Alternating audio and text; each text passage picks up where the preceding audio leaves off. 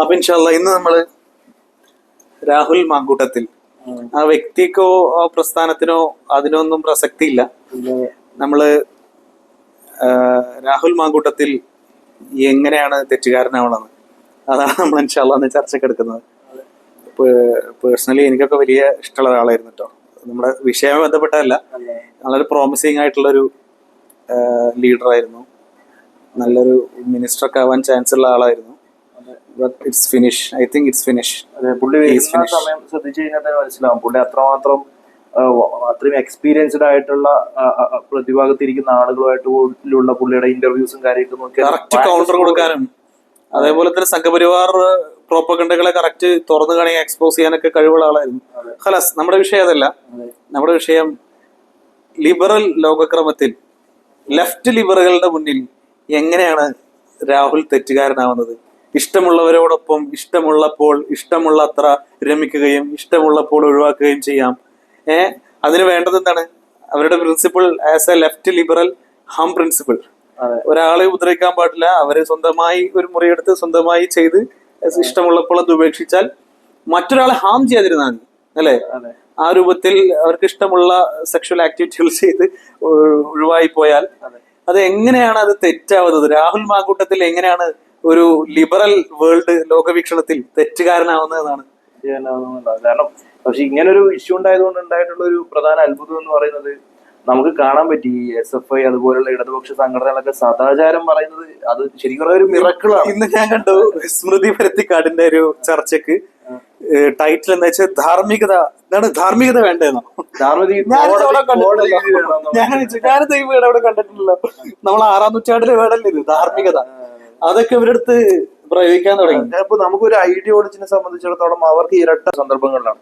കാരണം ഇപ്പൊ SFIയെ സംബന്ധിച്ചിടത്തോളം നമുക്കറിയാം, കേരളത്തിലെ ക്യാമ്പസുകളിൽ കുട്ടികൾ പഠിക്കാൻ വരുന്നിടത്ത് പോലും വലിയ അശ്ലീല കാരിക്കേച്ചറുകൾ സ്ഥാപിച്ചിട്ട് ഇതൊക്കെ സ്വാഭാവികതകളാണെന്നും ലൈംഗികത എന്ന് പറയുന്നത് വളരെ സ്വതന്ത്രമായി ആസ്വദിക്കാൻ കഴിയേണ്ടതാണെന്നും മാത്രമല്ല വളരെ പേഴ്സണലായി മാത്രം ഒതുങ്ങി നിൽക്കേണ്ട പല വൃത്തികേടുകളും അതിന്റെ പേരിൽ ഡേയ്സ് എന്ന് പറഞ്ഞുകൊണ്ട് ആഘോഷങ്ങൾ പോലും അതെ പറയാൻ അതിനു വേണ്ടിയിട്ട് ഡേയ്സ് കോളേജുകളിൽ പിന്നെ ആഘോഷിക്കുകയും ചെയ്യുന്ന അത്രമാത്രം വൃത്തികെട്ട നിലവാരമില്ലാത്ത ഒരു വിഭാഗമായിട്ട് ഇതുപോലുള്ള ആളുകൾ മാറുന്നത് നമ്മൾ കണ്ടതാണ്.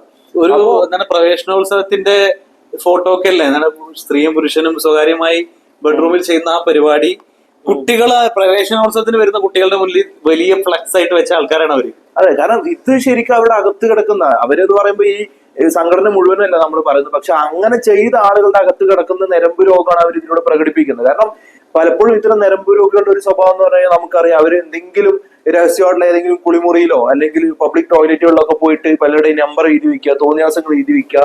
അത് എന്താണെന്നുണ്ടെങ്കിൽ അവരുടെ അകത്ത് കിടക്കുന്ന ആ ഒരു സാധനം എക്സ്പ്രസ് ചെയ്യാനുള്ള ഒരു വഴി കിട്ടുമ്പോൾ അത് യൂസ് ചെയ്യണം. അപ്പോ അങ്ങനെ ഉള്ള കുറെ ഞരമ്പ് രോഗികൾക്ക് അവരുടെ ഞരമ്പ് രോഗം എക്സ്പ്രസ് ചെയ്യാനുള്ള ഒരു വഴിയായിട്ട് SFI പലപ്പോഴും മാറുന്നുണ്ട് കേരളത്തിലെ ക്യാമ്പസുകൾ. അത് എനിക്ക് തോന്നുന്നത് ഇപ്പൊ നമ്മളൊക്കെ ശരിക്കും എഴുതി കളഞ്ഞ ഒരു കേസായി മാറിയിരുന്നു SFIയുടെ ഒരു കാര്യം. കാരണം ഇത്രമാത്രം ഏത് പിന്നെ കുഞ്ഞു കുട്ടികൾക്ക് പോലും മനസ്സിലാകുന്ന അശ്ലീലങ്ങള് ക്യാമ്പസുകളിൽ പരസ്യമായി പറയാതിരിക്കുക എന്നുള്ളത് മിനിമം മര്യാദയാണ് എന്നുള്ളൊരു ബോധം ഉണ്ടല്ലോ. ആ ബോധത്തിൽ നിന്നും പോയ ഒരു കൂട്ടമായിരുന്നു ഈ SFIയും അല്ലെങ്കിൽ ഇടത് ലിബറൽ സംഘടനകളിലും ധാർമ്മികത പഠിപ്പിക്കുന്നത്. അവരുടെ വായിൽ നിന്ന് അതും പിന്നെ ഇവര് ഈ പറഞ്ഞത് വെച്ച് നോക്കുമ്പോ ഇതൊന്നും അല്ല വാസ്തവത്തിൽ. ഇതിലെന്താ പ്രശ്നം? മെസ്സേജ് അയക്കുന്ന പ്രശ്നമാണ്. നമ്മുടെ എത്തിക്കൽ മോറൽ വാല്യൂവിനെ സംബന്ധിച്ചിടത്തോളം നരകത്ത് പോകുന്ന കേസാണ്. കേൾക്കുന്നവർക്ക് പ്രശ്നം ഉണ്ടാവരുത്, ഒരു ഡൗട്ട് ഉണ്ടാവരുത്. നമ്മള് രാഹുലിനെ വെള്ളപൂച്ചായിരിക്കാന്ന് വിചാരിക്കരുത്. വലിയ പ്രശ്നമാണ്. നമ്മുടെ ജീവിതത്തിന്റെ ലക്ഷ്യത്തിൽ നിന്ന് തന്നെ നമ്മൾ തെറ്റിപ്പോകുന്ന പ്രശ്നമാണ്. അതേസമയം ഇത്രമാത്രം അശ്ലീലങ്ങൾ പിന്നെ ക്യാമ്പസുകളിൽ കുട്ടികളിൽ പോലും പ്രചരിപ്പിക്കാൻ പ്രബോധനം ചെയ്യാൻ വേണ്ടി പണിയെടുക്കുന്ന ആളുകൾ അവര് ഒരു സ്ത്രീയുമായിട്ടുള്ള ചാറ്റിൽ കുറച്ച് പൈങ്കിളി വർത്തമാനങ്ങൾ വന്നില്ലേ എന്നും അതല്ലെങ്കിൽ പിന്നെ ഇന്ന രൂപത്തിലുള്ള ഫോട്ടോസ് വന്നില്ലേ എന്നൊന്നും അത് ഇവരുടെ ഐഡിയോളജിക്ക് അകത്ത് നിന്ന് പറയുന്നത് ഇൻകൺസിസ്റ്റൻസി ഉണ്ടാക്കുന്നുണ്ട്. അത് ഇരട്ടത്താപ്പാണ്. നമ്മൾ എപ്പോഴും മനസ്സിലാക്കാൻ കഴിയുക ഇതുപോലുള്ള സാഹചര്യം, അതായത് എതിർപക്ഷത്ത് ഇരിക്കുന്നവരെ ചളിവാരി എറിയാൻ കിട്ടുന്ന ഒരു സാഹചര്യമാണ് എന്നുള്ളത് കൊണ്ട് അത് യൂസ് ചെയ്യുന്നു എന്ന് മാത്രമേ. ഈ അടുത്ത് വിനായകൻ എന്ന് പറഞ്ഞ നടണ്ടല്ലോ, അയാളൊരു പ്രസ് കോൺഫറൻസിൽ പത്രക്കാരുടെ കൂട്ടത്തിൽ ഒരു പെണ്ണിനോട് പറയുന്നുണ്ട്, സ്ത്രീയോട്, എന്താണ് എനിക്ക് തന്നോട് താല്പര്യം, ഞാൻ തന്നോട് ചോദിക്കും വരണോന്ന്. അല്ല, ആ രൂപത്തിൽ കേസാണ്. പിന്നെ വിനായകൻ എനിക്ക് തോന്നുന്നത് ഈ അടുത്തായിട്ട് നടത്തിക്കൊണ്ടിരിക്കുന്ന സ്വബോധത്തിൽ ചെയ്യുന്ന പരിപാടിയാണോ നമുക്കറിയില്ല. കാരണം ഞാൻ പറയുന്നത് പോയിന്റ് എന്ന് വെച്ചാല് ലിബറൽ വ്യൂ പ്രകാരം കൺസെന്റ് വേണമെന്നാണ്. കൺസെന്റ് ഉണ്ടെങ്കിൽ ആർക്കും ആരുമായിട്ടും രമിക്കാം, അപ്പോൾ ഇഷ്ടമില്ലെങ്കിൽ ഒഴിവാക്കാം. അപ്പൊ കൺസെന്റ് ആണ് ഇയാള് പറഞ്ഞത്. ഇയാളും അതേപോലെ തന്നെ ഹോട്ടലിലേക്ക് വരുന്നോ എന്ന് രാഹുൽ ഇവരെ പെണ്ണിനോട് വിളിച്ചു ചോദിച്ചാൽ എന്താണ്? കൺസെന്റ് ആണ്. എന്നും മാത്രമല്ല പിടിച്ചുകൊണ്ട് പോയി റൈപ്പ് ചെയ്യുന്ന വേറെയാണ്. പക്ഷെ ലിബറൽ വേൾഡ് വ്യൂ പ്രകാരം ഈ കൺസെന്റ് ആണ് വേണ്ടത്.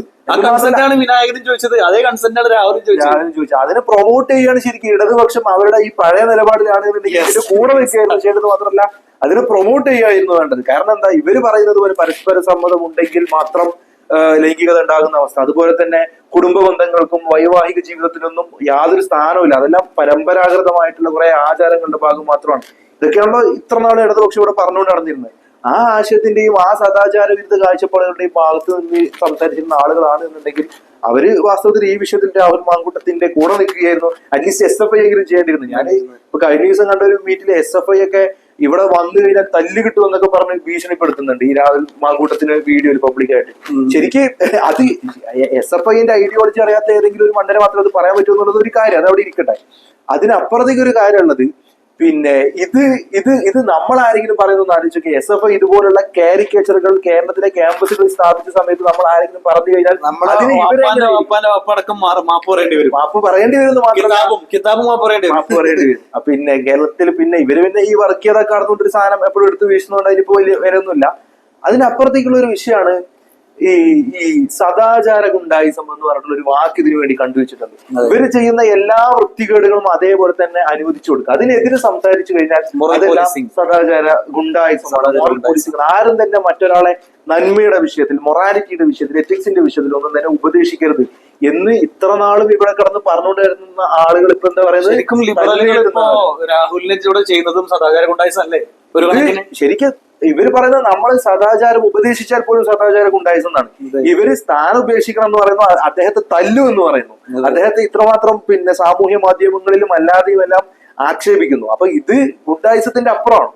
ശരിക്കും ഇന്ത്യൻ പീനൽ കോഡ് പ്രകാരം അയാൾ ചെയ്ത എന്താണ് നിയമവിരുദ്ധം എനിക്ക്? കാരണം അയാൾ ചോദിക്കണ്ടേ, കേസ് കൊടുക്കൂ, നിങ്ങൾ കേസ് കൊടുക്കൂ. കാരണം എന്താ, കേസ് കൊടുക്കാൻ പറ്റില്ല, കേസ് നിലനിൽക്കില്ല.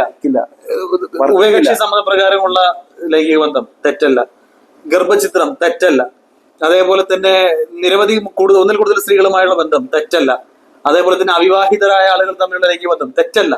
ഈ രാഹുൽ ചെയ്ത വലിയ വലിയ കുറ്റകൃത്യങ്ങൾ ഇസ്ലാമിക പക്ഷത്തിൽ മാത്രമേ കുറ്റകൃത്യമുള്ളൂ. ഒരു മുസ്ലിമിന് വേണമെങ്കിൽ പറയാം തെറ്റാണെന്ന്. ആ ഒരു മുസ്ലിമിനെ അയാളെ ഉപദേശിക്കാൻ പോകേണ്ട ആവശ്യമില്ല. നമുക്കതിൽ എടുക്കാനോ കൊടുക്കാനോ ഒന്നുമില്ല. ഒരു എന്താ പറയാ, പൊളിറ്റീഷ്യൻ എന്ന നിലക്ക്, ഒരു റെപ്രസെന്റേറ്റീവ് എന്ന നിലക്ക് അദ്ദേഹം കുറച്ച് വിജയവിശുദ്ധി കാത്തു സൂക്ഷിക്കണമായിരുന്നു. അത് വേറൊരു വിഷയമാണത്. പക്ഷെ നമ്മുടെ പ്രശ്നം, ഇന്ത്യൻ പീനൽ കോഡ് പ്രകാരം ഒരു തെറ്റും ചെയ്യാത്ത ആളെ നിങ്ങൾ എന്തിന്റെ അടിസ്ഥാനത്തിലാണ്, ഏത് പ്ലാറ്റ്ഫോമിൽ നിന്നുകൊണ്ടാണ് അയാളെ നിങ്ങൾ ക്രൂശിക്കുന്നത്? ഏത് പ്ലാറ്റ്ഫോമിൽ നിന്നുകൊണ്ടാണ് അയാളെ തെറ്റുകാരനാക്കാൻ പറ്റുന്നത്?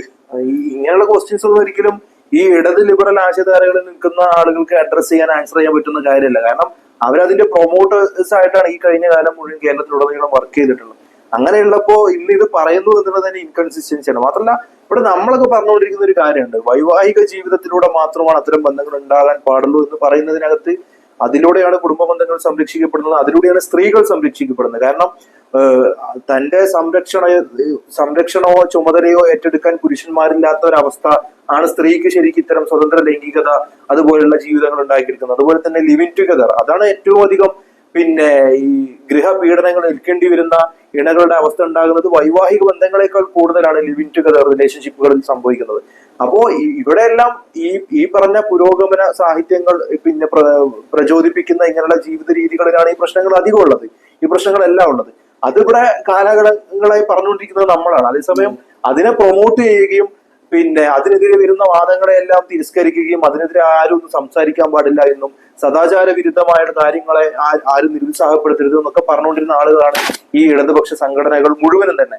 ശരിക്കും അവരുടെ ആശയത്തിൽ നിന്നിട്ട് എങ്ങനെയാണ് ഈ പറയാൻ പറ്റുക എന്നുള്ളത് ഒരു കോൺട്രവേഴ്സ്യൽ തന്നെയാണ്. അതേസമയം അവർ ഇങ്ങനെ ഒരു വിഷയത്തിന് വേണ്ടിയിട്ടാണെങ്കിലും ഇങ്ങനെ കുറച്ച് സദാചാര കാഴ്ചപ്പാടുകൾ പറയുന്നുണ്ടല്ലോ എന്നുള്ളത് നമ്മൾ പ്രോത്സാഹിപ്പിക്കേണ്ട കാര്യമാണ്. ഇനിയും അവര് ആ കാഴ്ചപ്പാടിൽ തന്നെ ഉറച്ചു നിൽക്കട്ടെ. അവര് പിന്നെ അങ്ങനെ കുറച്ചുകൂടെ നന്നാവുന്നുണ്ടെങ്കിൽ അത് പറഞ്ഞ പോയിന്റിലേക്ക് എത്തട്ടെ എന്നുള്ളതാണ്. ഏതായാലും ഷാഹുല് പറഞ്ഞ പോയിന്റ് വൈവാഹിക ജീവിതത്തിലൂടെ മാത്രമേ, നമുക്ക് അവസാനിപ്പിക്കുമ്പോൾ അത് പറഞ്ഞ റസൂലുള്ളാഹി പറഞ്ഞൊരു കാര്യം, മനിസ്തതാമിൻകുമുൽ ബാഅ ഫല്യതസവ്വജ്, നിങ്ങളിൽ പ്രായപൂർത്തി എത്തിയവർ കല്യാണം കഴിച്ചോളൂ എന്ന് റസൂലുള്ളാഹിന്റെ ഒരു ഓർഡറാണ്. കല്യാണം കഴിക്കണം എന്നാണ്. അല്ലെ? വൈവാഹിക ജീവിതത്തിലേക്ക് കടക്കാതിരിക്കുന്നിടത്തോളം പിന്നെ അത് പറ്റാത്ത ആൾക്കാരെ എന്ത് ചെയ്യണം? നോമ്പ് നോക്കണം എന്നാണ്. അപ്പോ കഴിയുന്നവർ എത്രയും പെട്ടെന്ന് വിവാഹിതരാവുക, അല്ലെങ്കിൽ ഈ രൂപത്തിലുള്ള ബുദ്ധിമുട്ടൽ അല്ലെ ആർക്കും വരാതിരിക്കട്ടെ. വളരെ ഡിസപ്പോയിന്റിംഗ് ആണ്. എന്നിടത്തോളം അയാളൊക്കെ വലിയ പ്രതീക്ഷയോടെ നോക്കിക്കണ്ടിരുന്ന ആൾക്കാരാണ് നമ്മളൊക്കെ. വളരെ ഡിസപ്പോയിന്റിംഗ്, വളരെ സങ്കടകരം. അത് ഒരു പൊളിറ്റിക്കൽ ഫ്രെയിമിൽ നിൽക്കുന്ന ഒരാളെ സംബന്ധിച്ചിടത്തോളം കൂടുതൽ പിന്നെ മറ്റു സാധാരണ പൗരന്മാരെക്കാൾ കൂടുതൽ ശ്രദ്ധിക്കേണ്ട ഒരു മേഖല കൂടിയായിരുന്നു. ഇനി എനിക്ക് തോന്നുന്നില്ല അദ്ദേഹത്തിന് തിരിച്ചു മടക്കമില്ല ശശി എന്ന് പറഞ്ഞ പോലെ.